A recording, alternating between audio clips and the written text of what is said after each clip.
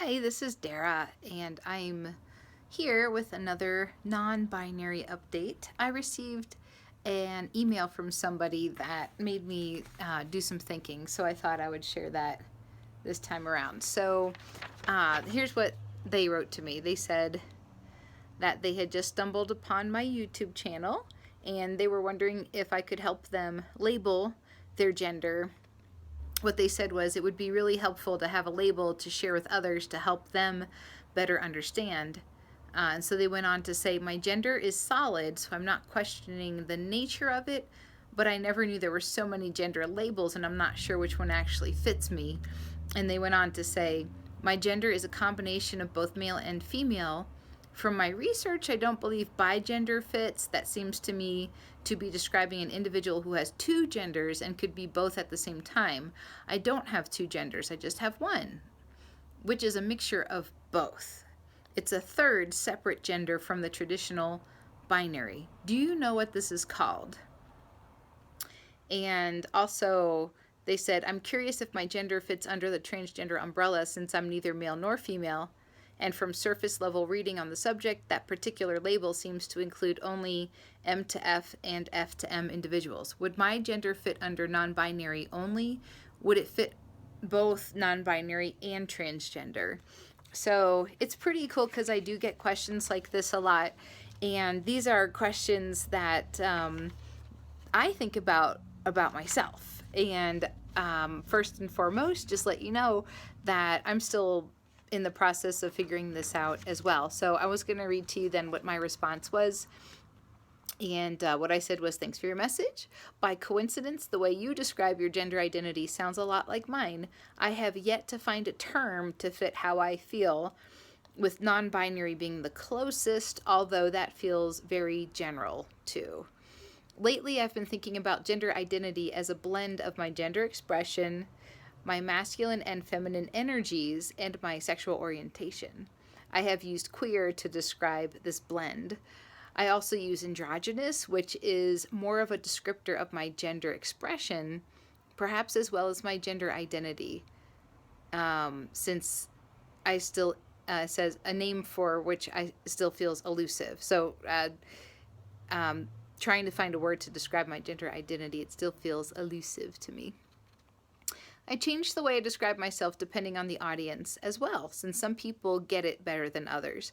I will use androgynous with the general public because most people know what that means, and with queer groups or queer people, I can get more specific, including discussing how it is still challenging for me to find a word which describes my gender identity.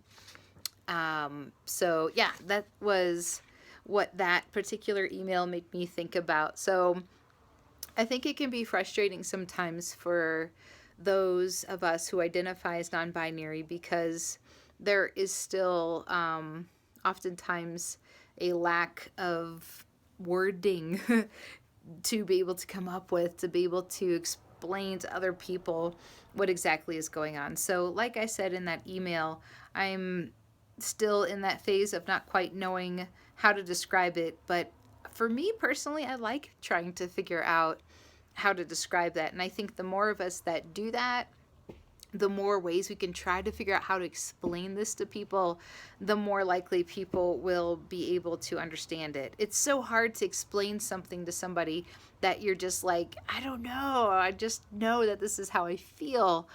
And I think for the awareness to continue to grow in our society, we do have to continue trying to find ways to express it. And so, like I said, I think sometimes different words used for different audiences is an idea.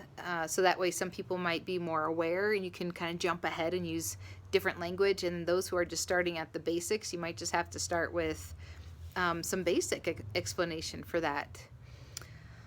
Yeah, so I don't know, what do you think? Do you have those sort of questions about yourself? If you are not non-binary, what is it that you feel like you still need when it comes to being able to better understand what it is that we're going through?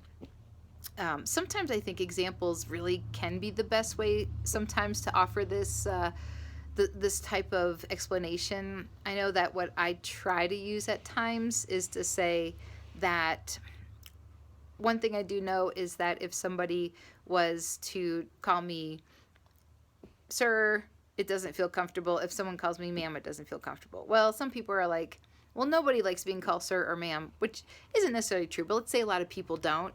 All right, so let's put that aside. Anything that feels like it's gendered male or female doesn't feel like it fits me. It feels like they're talking about somebody else. And so that's just that feeling that comes up. I'm like, I feel like you're talking about somebody else and not about me. And it sometimes it doesn't happen until it happens. It's in a moment where somebody says something. Ladies, come this way. Men, you sing. Now women, you sing. Or the ladies sing over here. It's times like that where I'm like, I don't know what I should do right now. So once again, continuing to try to find vocabulary. And some people don't want labels, some people don't need labels.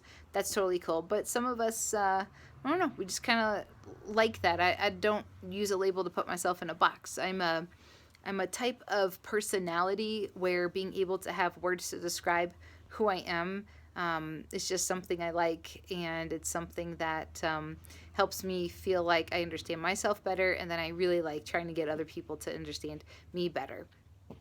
There you have it, the non-binary update for the week. If you want to be sure you get all my non-binary updates, please subscribe to this YouTube channel. And I will try to post probably on a weekly basis with these type of updates. Because, yeah, I know there's a bunch of you out there who are non-binary, or maybe you wonder if you're non-binary. So there you go. I'll talk to you again later. Bye. Bye.